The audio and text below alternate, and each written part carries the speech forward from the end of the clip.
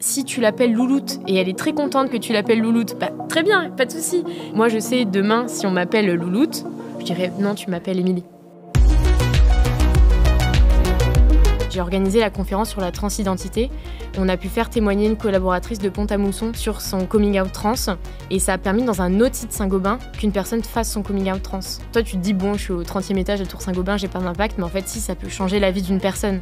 C'est une nouveauté de cette année, on accueille des stagiaires de seconde.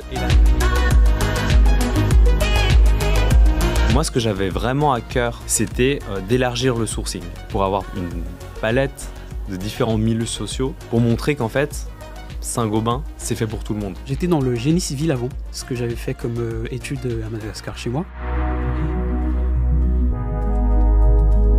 Je conseille les fournisseurs, je suis leur approvisionnement, plus particulièrement sur le bois. Et ce qui m'a choqué le plus, c'est de voir que pour un bâtiment similaire, l'impact carbone serait réduit de moitié s'il était fait en bois plutôt que s'il était en béton armé ou en acier. Mon rôle, c'est de faire très attention dans la communication, quels sont les termes et les mots employés pour pas faire du greenwashing.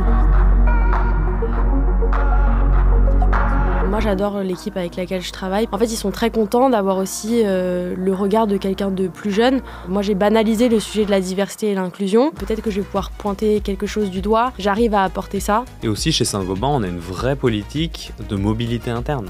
C'est-à-dire que vous pouvez rentrer dans le groupe en stage, en alternance, et les possibilités d'évolution sont infinies. Le café joyeux qu'il y a au rez-de-chaussée, l'implication de personnes en situation de handicap, on trouve pas ça partout en tout cas. Quelqu'un a vu mon poster, ma communication et qu'il a dit ah bah je savais pas ça, ou je savais pas que je pouvais proposer des idées, je savais pas que je pouvais participer.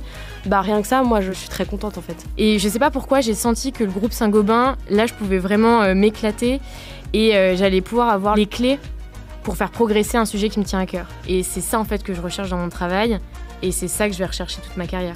Pour moi, être jeune en 2024, c'est toujours garder de la positivité. C'est s'engager. Penser à mon futur et à celui des autres. C'est faire un métier qui nous ressemble et qui s'aligne avec nos convictions.